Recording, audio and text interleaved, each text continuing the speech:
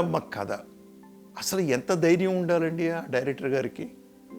ఒక లేడీ పేరు పెట్టి సూర్యకాంతం గారిని గుండమ్మ చేసి ఆవిడ పేరు పెట్టి సినిమా తీయడం గట్స్ ఉండాలండి. ఎందుకు అంటే అప్పటికి రామారావు గారు, నాగేశ్వరరావు గారు ఇట్లాగే ఎవరెవరో హీరోల సినిమాలే ఎక్కువ పాపులర్ అవుతున్నాయండి.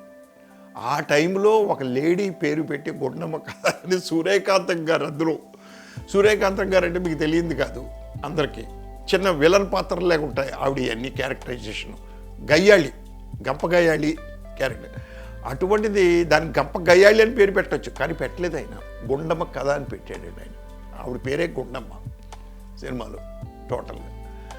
దాంట్లో మరి ఎన్టీ రామారావు గారు, నాగేశ్వరరావు గారు, మన సావిత్రి, జమున, ఎంత బాగుందండి ఆ కథ. హాస్య చిత్రం అండి, కంప్లీట్ హాస్య చిత్రం.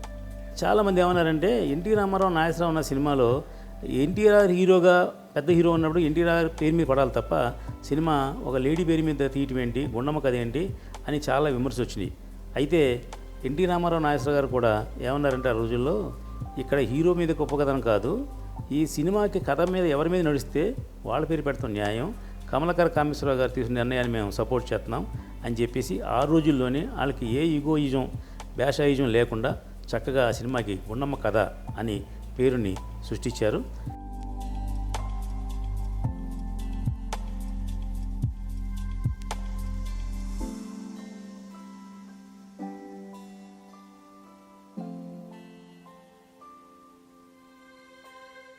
గుండమ్మ కథ కమలాకర కామేశ్వరరావు దర్శకత్వంలో 1962లో విజయవాహిని సంస్థ నిర్మించిన చిత్రం ఇది. ఇందులో సూర్యకాంతం, ఎన్టీ రామారావు, అక్కినేని నాగేశ్వరరావు, ఎస్వి రంగారావు, సావిత్రి, జమున ప్రధాన పాత్రలు పోషించారు. చక్రపాణి, డివి నరసరాజు ఈ చిత్రానికి రచయితలు. ఈ చిత్రంలో పాటలన్నీ పింగళి రాయగా ఘంటసాల సంగీతాన్ని అందించారు.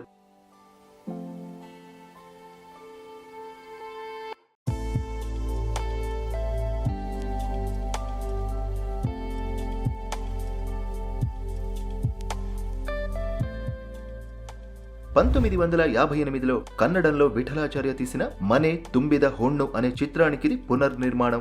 ఇక కథలో షేక్స్పియర్ రాసిన ద టేమింగ్ ఆఫ్ ద ష్రూ అనే నాటకంలోని కొన్ని పాత్రల చిత్రణను వాడుకుంటూ తెలుగు సాంప్రదాయం ప్రకారం మరికొన్ని మార్పులు చేయడం జరిగింది.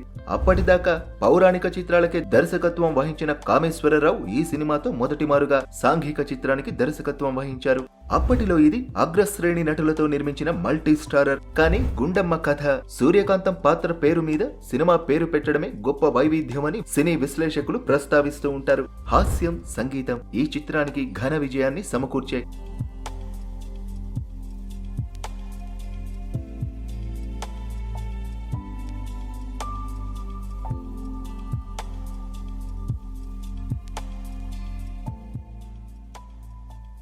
ఆ చిత్రం ఎంత గొప్ప సూపర్ డూపర్ హిట్ అయిందంటే ఆ రోజుల్లో శతదినోత్సవ దినాలు ఎక్కడ రిలీజ్ అయితే అక్కడే. ఈ గుండమ్మ కథ లాంటి గొప్ప చిత్రాన్ని ఇప్పటికీ ఎప్పటికీ మనం మరువలేం. ఇంత గొప్ప చిత్రాన్ని నిర్మించిన మన కమలాకర కామేశ్వరరావు గారికి మరొకసారి ధన్యవాదాలు తెలియజేస్తూ, పౌరాణిక చిత్రాలే కాదు నేను సోషల్ సినిమా కూడా తీసి సూపర్ హిట్ ఇవ్వగలని నిరూపించిన గొప్ప చిత్రం గుండమ్మ కథ. ఇప్పుడు సూర్యకాంతం గారు అంటే అప్పుడు ట్రెండ్ సెట్. ఒక పాత్రనికి ఆ పాత్రలో ఉండే ఔచిత్యానికి గొప్ప పేరు వచ్చే చిత్రం గుండమ్మ కథ. అది ఎప్పటికీ మన కళ్ళ ముందు కదలాడే ఆ క్యారెక్టర్ని మళ్ళీ మనం చూడొచ్చు. అలాంటి సినిమా మళ్ళీ తీసినా కూడా సూపర్ హిట్ అవుద్దని మీ అందరికీ తెలియజేస్తాను. ఓకే వ్యూవర్స్, నెక్స్ట్ వీడియోలో మరో బ్లాక్ బస్టర్ మూవీ విశేషాల గురించి తెలుసుకుందాం. అంతవరకు మన U&I ఫిల్మీ ఛానల్ ని చూస్తూ ఉండండి. లైక్ చేయండి, షేర్ చేయండి, సబ్స్క్రైబ్ చేయండి.